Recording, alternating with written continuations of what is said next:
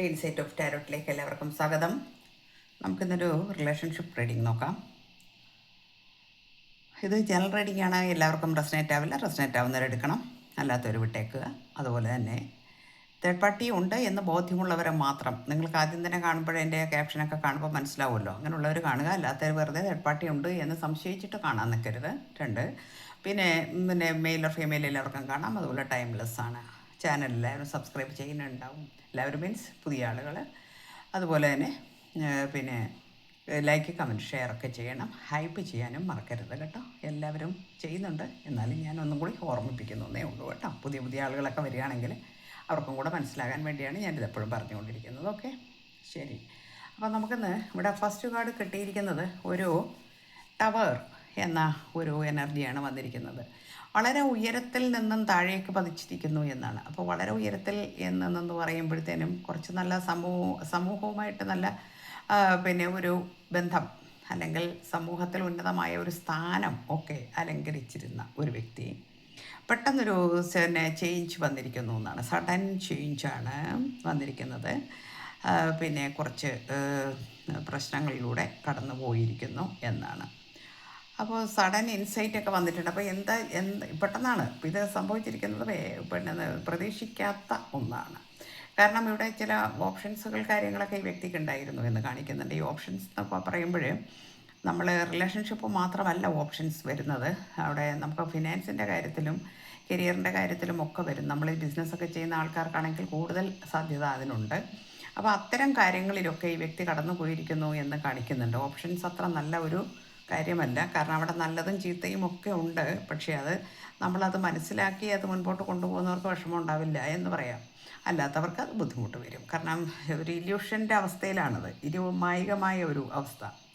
കുറേ നമുക്കൊരു വ്യാമോഹമാണ്, സ്വപ്നങ്ങളാണ്. എനിക്കത് ചെയ്താൽ എനിക്ക് ഇന്നതെല്ലാം ലഭിക്കും, അത് ചെയ്താൽ എനിക്ക് കിട്ടും, എനിക്ക് അവിടെ കിട്ടും, ആന കിട്ടും. ഇതൊക്കെയുള്ള ചിന്തകൾ നമ്മളെ മതിച്ചു കഴിയുമ്പോൾ നമ്മൾ മുന്നും പിന്നും നോക്കാതെ നമ്മൾ പുറത്തേക്ക് ചാടി ഇറങ്ങുന്നു എന്നാണ്. ആ ഇറക്കത്തിൽ നമുക്ക് നഷ്ടപ്പെടുന്നത് എന്താണെന്ന് നമുക്ക് പോലും ചിന്തിക്കാൻ കഴിയില്ല. അതാണ് ഓപ്ഷൻ്റെ കാർഡിൻ്റെ. പിന്നെ ഇപ്പുറത്ത് ഹാർട്ട് ബ്രേക്ക് വരുന്നുണ്ട്. ആ ഹാർട്ട് ബ്രേക്ക് എന്ന് പറയുമ്പോഴത്തേന് 3 ഓഫ് സോർഡ്സ് ആണ്. അതൊരു ഹാർട്ട് ബ്രേക്ക് എന്ന് പറയുമ്പോൾ തേർഡ് പേഴ്സൻ്റെ ഒരു നല്ല ഇൻഫ്ലുവൻസ് അവിടെയുണ്ട്. ആ തേർഡ് പേഴ്സൺ എന്ന് പറയുന്നത് തേർഡ് പാർട്ടിയാണ്. അപ്പോൾ ആ ഒരു ഇൻഫ്ലുവൻസ് ഈ വ്യക്തി നല്ലതുപോലെ അനുഭവിച്ചിരിക്കുന്നു. അതാണ് ഇവിടെ ഇപ്പം സാമ്പത്തികമായിട്ടായാലും ശരി, റിലേഷൻഷിപ്പിലാണെങ്കിലും ശരി, നിങ്ങളുമായിട്ടുള്ള ബന്ധത്തിൽ അവിടെ വിള്ളൽ വന്നിരിക്കുന്നു. കാരണം അവിടെ ഒരു തേർഡ് പാർട്ടിയുണ്ട്.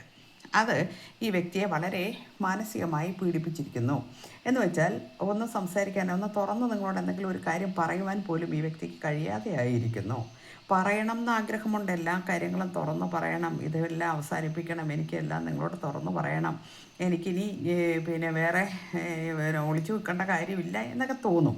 പക്ഷേ അത് പറയില്ല. കാരണം അതൊരു വല്ലാത്ത ഒരു മാനസിക എന്താ പറയുക, അപ്പോൾ അതിന് പറയുന്നത് നമ്മൾ ഇരുട്ടിലൂടെ പോവുക, ഇരുട്ടിൽ കൂടെ നടക്കുക, വഴി അറിയാതെ നമ്മൾ നടക്കുക. ഞാൻ എന്താ പറയേണ്ടത്, ഞാൻ എന്താ ചെയ്യേണ്ടത്, എൻ്റെ കയ്യിലുള്ള സർവ്വതും പോയി. ചില ബാങ്കിൽ ചില പ്രശ്നങ്ങളായിരിക്കാം ചിലപ്പോൾ. ആ പ്രശ്നങ്ങളാണെങ്കിൽ പോലും നമ്മൾക്ക് ചില കാര്യങ്ങളിൽ ചെറിയ ഒരു തെറ്റുകൾ വന്നാൽ, ഒരു വീഴ്ച വന്നാൽ പോലും അതിൽ അഗാധമായ ഗർത്തത്തിലേക്കാണ് വീട് പോകുന്നത്. ചിലപ്പോൾ അത് നിസ്സാരമായ കാര്യമായിരിക്കാം, സഡനായിട്ട് ഉണ്ടാകുന്ന കാര്യമായിരിക്കാം. പക്ഷേ ഇവിടെ നമുക്കൊരു കാർഡ് വന്നിട്ടുള്ളത് നൈറ്റ് ഓഫ് സൂട്ട്സ് ആണ്. ഒരുപാട് അംബീഷ്യസ് ഉള്ള, ആക്ഷൻ ഓറിയൻറ്റഡ് ആയിട്ടുള്ള, വളരെ കാര്യങ്ങൾ ഫാസ്റ്റായിട്ട് ചെയ്തുകൊണ്ടിരിക്കുന്ന, അല്ലെങ്കിൽ പെട്ടെന്ന് ഓരോ കാര്യങ്ങൾക്ക് തീരുമാനമെടുക്കുന്നതൊക്കെ പെട്ടെന്നായിരുന്നു. ഡിഫെൻഡിങ് ബിലീഫ്സ്, പഴയ എന്തെങ്കിലുമൊക്കെ നമ്മളിപ്പോൾ നമ്മുടെ ഒരു ആചാരപ്രകാരം അല്ലെങ്കിൽ ഒരു ബിലീഫ്, നമ്മളുടെ വിശ്വാസമൊക്കെ ഉണ്ടെങ്കിൽ തന്നെ അതിനെയൊക്കെ പ്രതിരോധിച്ച് നിൽക്കുക, അങ്ങനെയല്ല എന്നുള്ള ഒരു പെട്ടെന്നുള്ള തീരുമാനങ്ങൾ, ഞാൻ പറയുന്നതാണ് ശരി, അങ്ങനെയൊക്കെയുള്ള ഒരു മനോഭാവം ഈ വ്യക്തിക്ക് ഉണ്ടായിരുന്നതായിട്ട് കാണുന്നുണ്ട്. അതുകൊണ്ടാണ് ഈ ഓപ്ഷനിൽ പോവുകയും, അതായത് സ്വന്തം തീരുമാനങ്ങൾ എടുക്കുക, മറ്റുള്ളവരുമായിട്ട് ആലോചിക്കാൻ, അത് തന്നെ, മറ്റുള്ളവരുമായിട്ട് ആലോചിക്കുവാൻ ഉള്ള മനസ്സില്ലാതിരിക്കുക.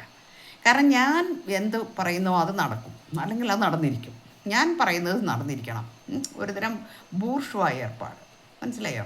അപ്പോൾ ആ ഒരു കാര്യം ഉള്ളത് കൊണ്ട് തന്നെ മറ്റുള്ളവരുടെ വാക്കുകൾക്ക് ഒരു വില കൊടുക്കില്ല. കാരണം എനിക്കറിയാവുന്ന പോലെ അത്രയും അവർക്കറിയില്ല എന്നുള്ള ആ ഒരു ചിന്ത, ഇത്തരം കാര്യങ്ങളിലൂടെ ഈ വ്യക്തി സഞ്ചരിച്ചിരുന്നു. അതിൻ്റെ ഭവിഷ്യത്തുകൾ ഇവിടെ നല്ലതുപോലെ കാണാനുണ്ട്. ഇവിടെ കുറച്ചേറെ കാര്യങ്ങൾ ചെയ്തു വെച്ചിട്ടുമുണ്ട്. ഓക്കെ, അതൊരു ലോങ് ടൈം വ്യൂ ആയിട്ടും ഹാർഡ് വർക്ക് ചെയ്തിരിക്കുന്നതായിരിക്കും ആയിട്ടും ഒക്കെയാണ്. അപ്പോൾ വളരെ അധികം അതെനിക്ക് റിസൾട്ട് വരും. ഞാൻ കുറച്ച് ഇൻവെസ്റ്റ് ചെയ്തിട്ടുണ്ട്. ചിലപ്പോൾ അതൊക്കെ പിന്നെ ചെയ്തിട്ടുണ്ടാവും. എന്തെങ്കിലുമൊക്കെ രീതിയിലുള്ള ഇൻവെസ്റ്റൊക്കെ ചെയ്തിട്ടുള്ള ഒരു ഇത് കാണുന്നുണ്ട്. അവിടെ ഇയാൾക്ക് കുറച്ചൊക്കെ ഒരു പിന്നെ ആശ്വാസം വരുന്നതായിട്ടും കാണിക്കുന്നുണ്ട്. കുറേ കാര്യങ്ങൾ അയാൾ ചെയ്തു വെച്ചിട്ടുണ്ട്. കുറച്ച് ഹാർഡ് വർക്ക് ചെയ്ത് കുറച്ച് ഇൻവെസ്റ്റൊക്കെ ചെയ്ത് വെച്ചിരിക്കുന്ന മറ്റൊരു മേഖല കൂടി ഇയാളുടെ മുൻപിലുണ്ട്. അത് നന്നായി. അപ്പോൾ ആ ഒരു കാര്യം കൂടി ഉള്ളത് കൊണ്ട് ഈ ആൾക്ക് പിന്നെ എപ്പോഴും എനിക്കത് കിട്ടും, മാനിഫെസ്റ്റ് ചെയ്തുകൊണ്ടിരിക്കുന്നത്. അത് എനിക്ക് അത് കിട്ടും, എനിക്ക് ഇന്നത് കിട്ടും. നമ്മളിപ്പോഴും മാനിഫെസ്റ്റ് ചെയ്യില്ലേ? ഇപ്പോൾ പണത്തിനെ കുറിച്ചാണെങ്കിൽ നമ്മൾ മാനിഫെസ്റ്റ് ചെയ്യും അല്ലേ? ഐ അട്രാക്ട് മണി ഇങ്ങനെ പറഞ്ഞുകൊണ്ടിരിക്കുക, അല്ലെങ്കിൽ ഐ എം റിച്ച്, ഇതൊക്കെ പറയില്ലേ നമ്മൾ? അപ്പോൾ ആ പറയുന്നത് പോലെ ഈ വ്യക്തി പറഞ്ഞുകൊണ്ടിരിക്കും. എപ്പോഴും ഇങ്ങനെ പറയും, അവനെ മാനിഫെസ്റ്റ് ചെയ്തുകൊണ്ടിരിക്കും. കാരണം ആ ഫിനാൻഷ്യൽ ഓപ്പർച്യൂണിറ്റിക്ക് വേണ്ടിയിട്ടാണ് അത് ചെയ്യുന്നത്. എനിക്ക് കുറേ എൻ്റെ കയ്യിൽ നിന്ന് നഷ്ടപ്പെട്ടു പോയി, പണമാണ് ഇവിടെ ധാരാളമായിട്ട് നഷ്ടപ്പെട്ടിരിക്കുന്നത്. അങ്ങനെയാണ് ഈ തേർഡ് പാർട്ടി കാര്യങ്ങളെല്ലാം ഇയാളുടെ ജീവിതത്തിൽ വരികയും വിട്ടുപോവുകയും ഒക്കെ ചെയ്തിരിക്കുന്നു എന്ന് കാണിക്കുന്നുണ്ട്. അപ്പോൾ ഇവിടെ ഫിനാൻഷ്യൽ ഓപ്പർച്യൂണിറ്റി കുറഞ്ഞപ്പോഴാണ് ഇതെല്ലാം സംഭവിച്ചിരിക്കുന്നത്. അപ്പോൾ ആ ഫിനാൻഷ്യൽ ഓപ്പർച്യൂണിറ്റിക്ക് വേണ്ടി മാനിഫെസ്റ്റ് ചെയ്യുന്നു, അയാളുടെ സ്കിൽ ഡെവലപ്മെൻറ്റ് ചെയ്യുന്നു. വളരെ അംബീഷനുണ്ട് ഇയാൾക്ക്. നേരത്തെ പറഞ്ഞു, നമ്മളൊരു കാർഡ് കിട്ടി, അംബീഷനുള്ള ഒരാളാണ്, ഡിസയറുള്ള ഒരാളാണ്, വളരെ ആഗ്രഹങ്ങളുള്ളൊരു വ്യക്തി തന്നെയാണ്. അപ്പോൾ സ്വന്തമായ ചില തീരുമാനങ്ങൾ ഒറ്റയ്ക്ക് എടുക്കും എങ്കിലും ആൾക്ക് നല്ല ഒരു മാനിഫെസ്റ്റേഷൻ പവറുള്ള ഒരു വ്യക്തിയാണ്. അതുപോലെ തന്നെ എനിക്ക് ഒരുപാട് ഉയരങ്ങളിൽ എത്തണം എന്ന ഒരു ചിന്തയും ഉള്ള ആളാണ്. അതുകൊണ്ട് തന്നെ ഹാർഡ് വർക്ക് നന്നായിട്ട് ചെയ്യുന്ന ആളാണെന്ന് കാണിക്കുന്നുണ്ട്. Productivity, routine, conservation, efficiency, responsibility, ഒരുപാട് റെസ്പോൺസിബിലിറ്റി ഉള്ള ജോലികൾ ചെയ്യുക, അതിനുള്ള എഫിഷ്യൻസിയൊക്കെ ഉള്ള ആൾ, നല്ല കഴിവുള്ള വ്യക്തി. അപ്പോൾ ഇതെല്ലാം തന്നെ ചെയ്യുന്നുണ്ട്. അതുകൊണ്ടാണ് ഈ ഓവർ കോൺഫിഡൻസ് വന്നിരിക്കുന്നത്. നമുക്കെപ്പോഴും ഈ ഇങ്ങനെയൊക്കെയുള്ള ചിന്തകൾ വരികയും ഞാൻ മറ്റെല്ലാത്തിനേക്കാളും മുകളിലാണ് എന്നൊക്കെ ചിന്തിക്കുന്നത് എപ്പോഴാണെന്ന് അറിയാമോ? എൻ്റെ ഓവർ കോൺഫിഡൻസ് ആണ്. അല്ലെങ്കിൽ ആ ഒരു ഓവർ കോൺഫിഡൻസ് വരുമ്പോഴാണ് മറ്റുള്ളവരുടെ വാക്കുകൾക്ക് വലിയ വില കൊടുക്കാതെ സ്വയം തീരുമാനങ്ങൾ എടുക്കുന്നത് എന്നർത്ഥം. ഓക്കെ, പിന്നെ ഒരുപാട് ഇൻറ്റ്യൂഷൻസ്, സീക്രട്ട് നോളജ് ഒക്കെ ഇതിനിടയിൽ ഇയാൾ നേടി എന്ന് കാണിക്കുന്നുണ്ട്. ഇയാളുടെ സബ് കോൺഷ്യസ് മൈൻഡിൽ ഇയാൾ പലതും അടുക്കി വെച്ചിട്ടുണ്ട്. അതാണ് ആ മാനിഫെസ്റ്റേഷൻ പവറിൻ്റെ ഒരു ഗുണമാണത്. ഒരു പിന്നെ ഫെമിനൈൻ പിന്നെ ഗോഡസ് ആയിട്ട് പിന്നെ ഒരുപാട് ഇഷ്ടവും സ്നേഹവും അതിലൊരുപാട് പ്രാർത്ഥിക്കുകയും അത്തരം കാര്യങ്ങളിൽ വിശ്വസിക്കുകയൊക്കെ ചെയ്യുന്നു. അയാൾ തന്നെ വിശ്വസിക്കുന്ന ഒരു വ്യക്തിയാണ്. ഈശ്വരനിൽ നല്ല വിശ്വാസമുള്ള ഒരു വ്യക്തിയാണെന്ന് കാണിക്കുന്നുണ്ട്. സെൻസിറ്റിവിറ്റി, പ്യൂരിറ്റി, ഹൈ മോറൽസ്, നല്ല മോറൽസും കാര്യങ്ങളുമൊക്കെ ഉള്ള വ്യക്തി തന്നെയാണ്. ആൾ വെറും ഒരു മോശപ്പെട്ട വ്യക്തിയല്ല. പക്ഷേ ഇവിടെ വീണു പോയതാണ്. ആ ഓപ്ഷനിലും അവിടെ എവിടെയൊക്കെ അങ്ങനെ സംഭവിച്ചു പോയി. പക്ഷേ അതിൽ നിന്നെല്ലാം അയാൾ പിന്നെ അത് മനസ്സിലായി, അതിൽ നിന്ന് വിട്ടു, അത്രയേ ഉള്ളൂ. അതാണ്. അപ്പോൾ ഇവിടെ ഇപ്പോൾ അയാൾ വളരെയധികം മിസ് ചെയ്യുന്നു നിങ്ങളെ എന്ന് കാണിക്കുന്നുണ്ട്. അവിടെ വളരെ കമ്പാഷനോട് കൂടിയാണ് നിങ്ങളെ സ്നേഹിച്ചിരുന്നത്. അല്ലെങ്കിൽ നിങ്ങൾ തമ്മിലുള്ള ഒരു ബന്ധം എന്ന് പറഞ്ഞാൽ അങ്ങനെയായിരുന്നു. വളരെ കംഫർട്ടായിരുന്നു നിങ്ങളുടെ ബന്ധം, വളരെ കാമായിരുന്നു, നർച്ചറിങ് ആയിരുന്നു, ഹീലിംഗ് ആയിരുന്നു, ഇമോഷണലി സ്റ്റേബിളായിരുന്നു, ഇൻഡ്യൂട്ടീവ് ആൻഡ് കെയറിങ് ആയിരുന്നു. നിങ്ങളെ ഇങ്ങനെ വളരെയധികം സ്നേഹിക്കുകയും നിങ്ങളും അതുപോലെ തന്നെ സ്നേഹവും കൊടുക്കുകയും ചെയ്തിരുന്നു. ഇപ്പോൾ ഈ വ്യക്തി ഇത് ചിന്തിച്ച് സങ്കടപ്പെടുന്നു, വളരെയധികം വേദനിക്കുന്നു എന്ന് കാണിക്കുന്നുണ്ട്. അതുകൊണ്ട് തന്നെ ഈ വ്യക്തിക്ക് ഉറക്കമില്ല എന്നും കാണിക്കുന്നു. ഇപ്പോൾ ഉറക്കക്കുറവുണ്ട്. കാരണം വെച്ചാൽ നിങ്ങളെക്കുറിച്ച് ഓർത്തുള്ളതാണ്. അപ്പോൾ സാമ്പത്തികമൊക്കെ അയാൾ ഒരു വിധം ഒപ്പിക്കും, അല്ലെങ്കിൽ അതിലൊക്കെ അയാൾ സക്സസ് ആകും എന്നൊക്കെ നമ്മൾ നേരത്തെ കണ്ടു. പക്ഷേ നിങ്ങളുടെ കാര്യം ഓർക്കുമ്പോൾ അയാൾക്ക് ഉറക്കമില്ല എന്നാണ് കാണിക്കുന്നത്. കാരണം നിങ്ങളെ അയാൾ ചിന്തിക്കുന്നത്, നിങ്ങളെക്കുറിച്ച് ചിന്തിക്കുന്നത് നിങ്ങളൊരു എംപ്രസ് ആയിരുന്നു എന്നാണ്. എംപ്രസ് എന്ന് പറഞ്ഞാൽ എന്താണ്? ചക്രവർത്തിനി. അപ്പോൾ ആ ചക്രവർത്തിനി പദവിയിലാണ് നിങ്ങളിരിക്കുന്നത് ഇന്നും. ആ നിങ്ങളെയാണ് വിട്ട് ഇത്തരം കാര്യങ്ങളിലേക്കൊക്കെ അയാളുടെ ഒരു അഹന്ത എന്ന് പറയാം നമുക്കതിനെക്കുറിച്ച്. ആ അഹന്ത കൊണ്ട് സംഭവിച്ചു പോയ ചില കാര്യങ്ങളാണ്. അപ്പോൾ അതിൽ നിന്നെല്ലാം വിട്ട് നിങ്ങളിലേക്ക് എത്തുവാൻ വേണ്ടി ഇയാൾ വളരെയധികം മോഹിക്കുന്നു എന്നാണ് ഇപ്പോൾ നമുക്ക് കാണുന്നത്. അതിന് ഇയാൾക്ക് വളരെയധികം പ്രതീക്ഷയുണ്ട്. സ്റ്റാർ കാർഡ് വന്നിട്ടുണ്ട്, വളരെ ഹീല് ചെയ്യുന്നുണ്ട്. ഞാൻ ആ കാർഡ് കാണിക്കുന്നില്ല കേട്ടോ. അപ്പോൾ വളരെയധികം പിന്നെ ചെയ്യുന്നുണ്ട്, ഹീലിംഗ് പിന്നെ പ്രോസസ്സിലൂടെയൊക്കെ പോകുന്നുണ്ട്. അതുപോലെ ഒരുപാട് പ്രതീക്ഷയുണ്ട്. കാരണം വെച്ചിട്ടുണ്ടെങ്കിൽ പിന്നെ പറഞ്ഞു കഴിഞ്ഞാൽ കാര്യങ്ങൾ പിന്നെ മനസ്സിലാക്കിയാൽ നിങ്ങൾ തിരിച്ചു ചെല്ലും എന്നും നിങ്ങളുടെ ഒത്തുള്ള ഒരു ജീവിതം മുൻപോട്ട് കൊണ്ടുപോകണമെന്നും ഈ വ്യക്തി വളരെയധികം ആഗ്രഹിക്കുന്നു. ഈ ഒരുപാട് പ്ലാനിങ് ഉണ്ട്, പ്രിപ്പറേഷൻ ഉണ്ട്, പ്രോഗ്രസ് ഉണ്ട്, ഫോഴ്സൈറ്റ് ഉണ്ട്.